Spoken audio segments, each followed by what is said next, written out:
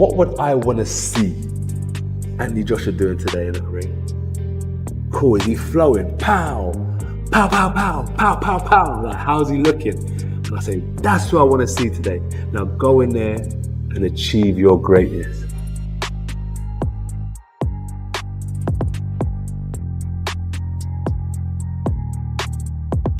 We're live in Miami, Florida, back again. The plan was to take a year out of the game, come back with an understated fight, make a low-key entry back into the heavyweight division.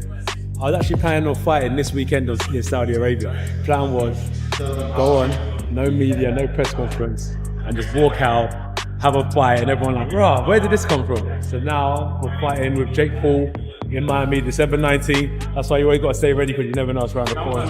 Always stay ready. I always say this: for every time you win, there's a reason. For every time you lose, there's a reason. So why I pause is because when you lose, you tend to take a deeper look at yourself and take time to figure out what went wrong. I had to look at the reasons why I lost. And I said to myself, I think I need a bit of time. Because I predicted this moment in like 2018. Not the loss, but the work I was taking on was a lot.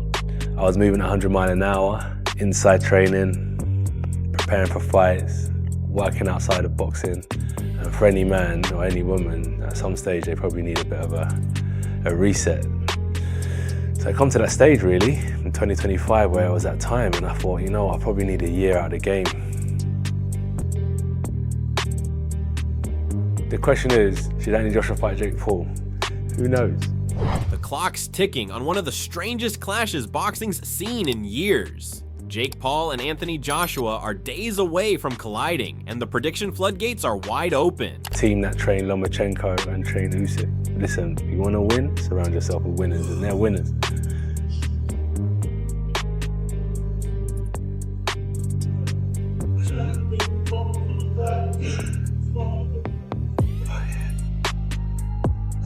We spent, well, I think so now, over 6 weeks. The week after week is better. Step by step, we increase his conditioning. This period is for us is very important because we can, collect a lot of information and evaluate the data. Of course, he is very strong. His power is amazing, yeah. But cognitive function, his mental. Jake Paul will face the two-time world champion, Anthony Joshua. What the ridiculously dangerous. Extremely dangerous. I believe that this is happening. Has lost his mind. He can't fight. Then you're going to kill him. You go in there thinking you're going to win. That's even more dangerous.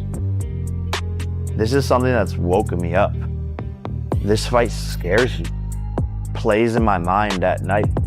It's hard to sleep. I had two options: run away or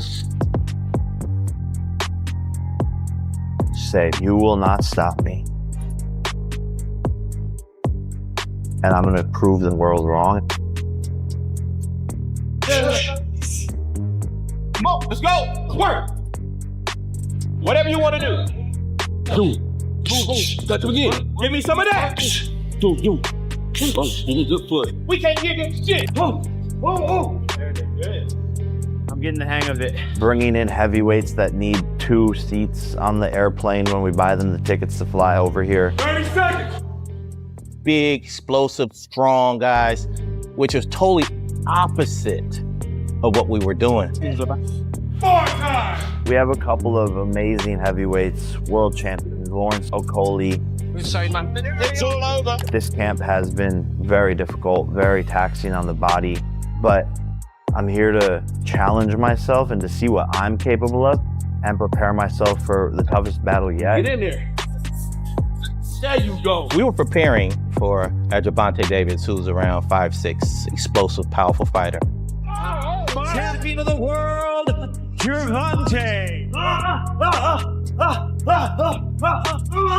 I like that. We were able to get a hold of some really, really good guys, like Shakur Stevenson, who got blasted by Stevenson again as he It crumbles to the count. Montana Love. Oh boy, Conor McGinn. Hey, what's up, guys? What up?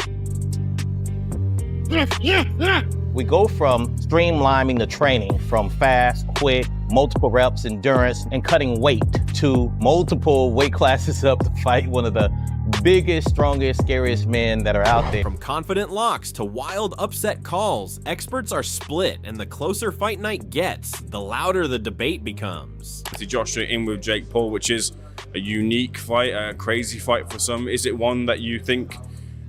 Unique fight? A unique fight, yeah. What means unique? As in, will we see it again? I don't know. It's just show. Show is not bad. It's not bad. It's good show, boxing show. Do you think it's a competitive fight?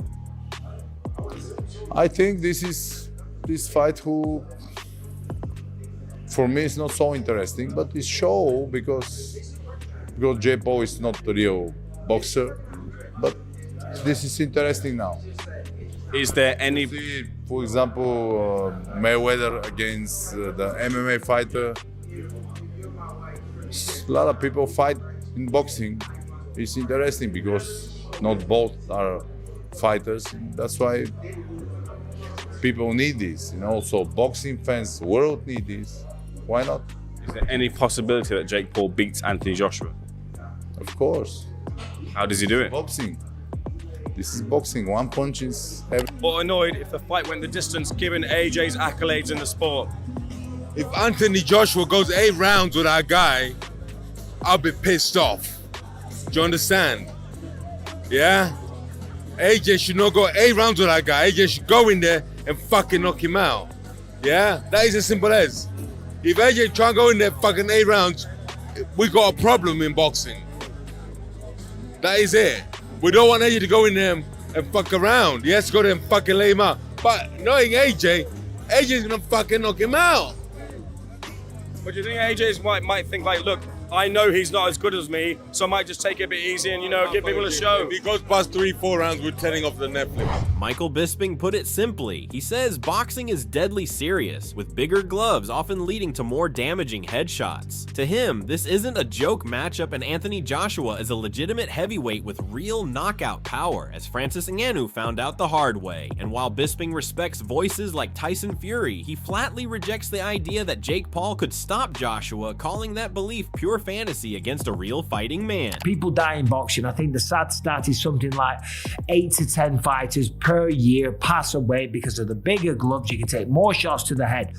This is a very, very serious situation. Anthony Joshua is one of the most successful heavyweights of this generation. He's got real knockout power. Again, look at what he did to Francis Ngannou. You don't need to look any further than that. A gigantic mountain of a man that was a UFC heavyweight champion of the world, that destroyed the heavyweight champion in the PFL. He stepped in the ring with Anthony Joshua and he got flatlined by every shot and he got knocked out in the second round. That was, listen, Mighty Mouse, you're the man.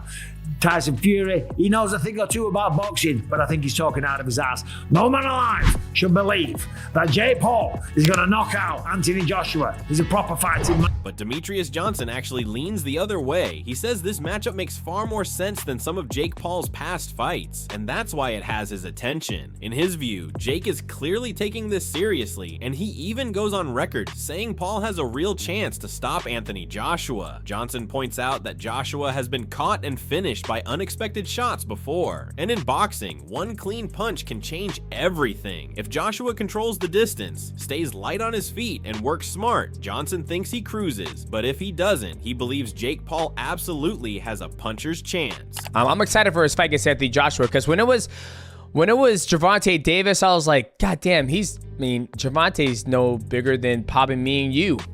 Right? Yeah. And then, Jake, if he's 200 pounds, it didn't make sense. But now that he's fighting Anthony Joshua, that's actually a pretty dope fight.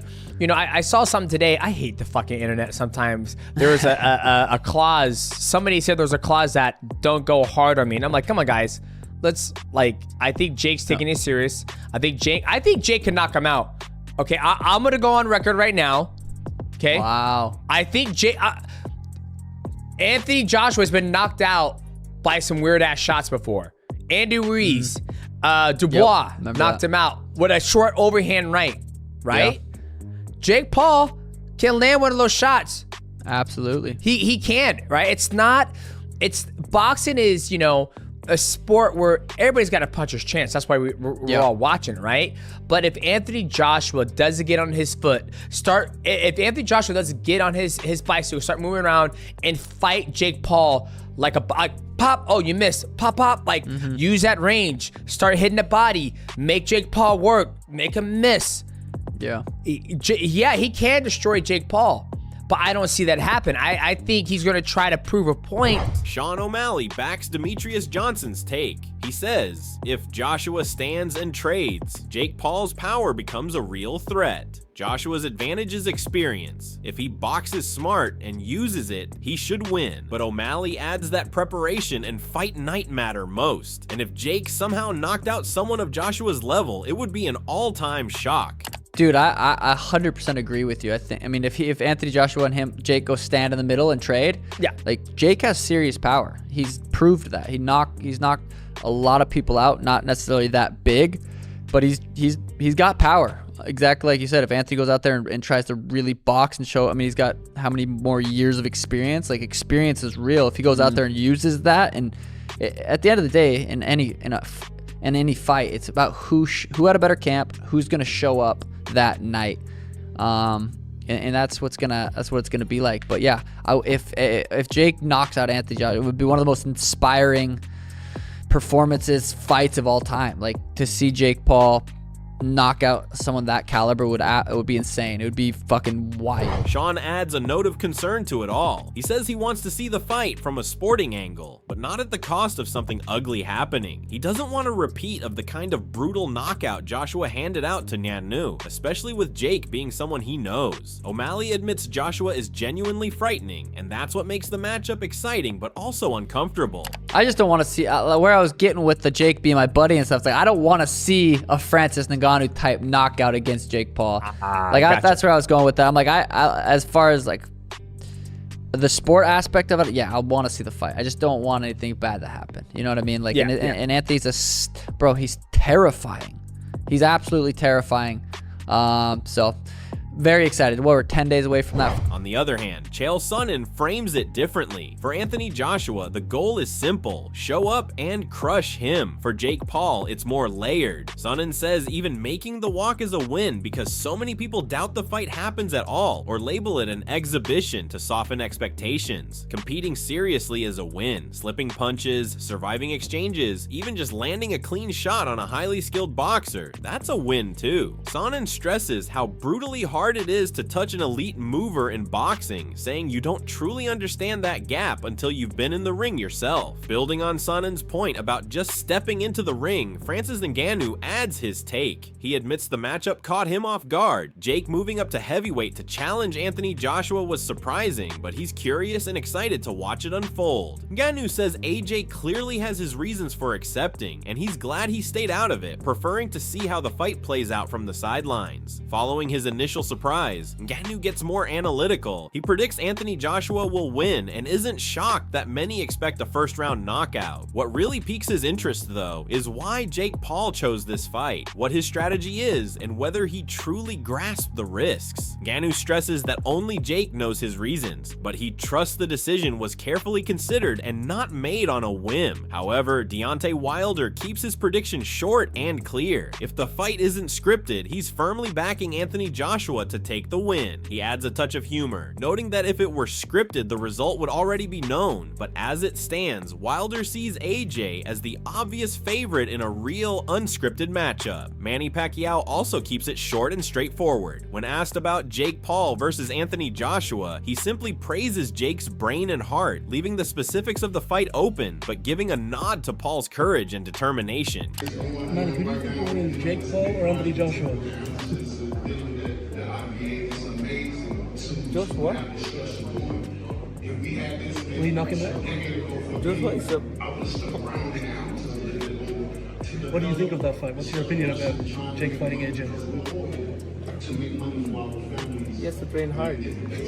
Keeping the tone light, Kubrat Pulev follows that up with some playful but confident advice. He jokes that AJ has every advantage: size, strength, fitness, even looks, before laughing it off. Beneath the humor, the message is clear: use those edges, stay smart, and when the opening comes, close the show. Adding on, he sees the bout as a unique spectacle. He calls Jake Paul versus Anthony Joshua a boxing show, not the most competitive fight in his eyes, but entertaining because it pits different kinds of fighters against each other, much like Mayweather versus an MMA opponent. He admits there's always a possibility for an upset, reminding fans that in boxing, one punch can change everything. Moreover, Derek Chisora doesn't hold back at all. He brushes off the concern about Jake Paul's safety with dark humor, saying Jake will be fine financially no matter what happens. In Chisora's view, the fight itself is simple. Anthony Joshua is going to flatten him. He frames it as the brutal reality of heavyweight boxing: huge risk, huge power, and believes AJ's physical threat makes the outcome pretty clear in his mind. Chisora doubles down even harder after that. He says if Anthony Joshua lets the fight drag on, it's a bad look for boxing altogether. In his mind, AJ shouldn't be giving rounds away or putting on a show. He should end it quickly. Anything past a few rounds would be unacceptable, and Chisora is convinced Joshua won't let it get that far anyway. Furthermore, Wade Plemons breaks down Jake Paul's strengths and weaknesses clearly. He acknowledges Jake's punching power and improved volume, but points out that defense remains a consistent problem. Plemons highlights that fighters who have pushed Jake, like Tommy Fury, Nate Diaz, and Anderson Silva, were able to expose defensive gaps, either by stepping on his toes, forcing him backward, or working behind a jab. While Diaz and Silva struggled to fully capitalize, Fury's combinations overwhelmed Jake at key moments, showing how a skilled, aggressive opponent can exploit his defensive lapses. Plemons continues his breakdown by highlighting Jake Paul's size disadvantage. At under 200 pounds, he's not a natural heavyweight like Anthony Joshua, which could help him move more, but also exposes him to bigger, stronger punches. Plemons points out that even in sparring with less elite fighters, Jake has taken significant damage: eye injuries from Frank Sanchez and a shiner from Lawrence Aole. While he's faced heavyweight sparring partners up to 270 pounds, Plemons emphasizes that these hits show Jake's vulnerability, especially when stepping up to someone of Joshua's caliber. Tony Bellew lays it out bluntly. He says if Anthony Joshua takes the fight seriously, it'll end whenever he wants. It's that simple. Bellew dismisses the idea of it being staged, emphasizing that it's a real fight with serious stakes, including massive bets. Any agreement to soften it would be illegal, so he expects Joshua to bring his full power, making the outcome clear if he chooses to. So, what's your take? Who do you see coming out on top, Jake Paul or Anthony Joshua? Drop your thoughts in the comments, and don't forget to subscribe for all the latest fight updates.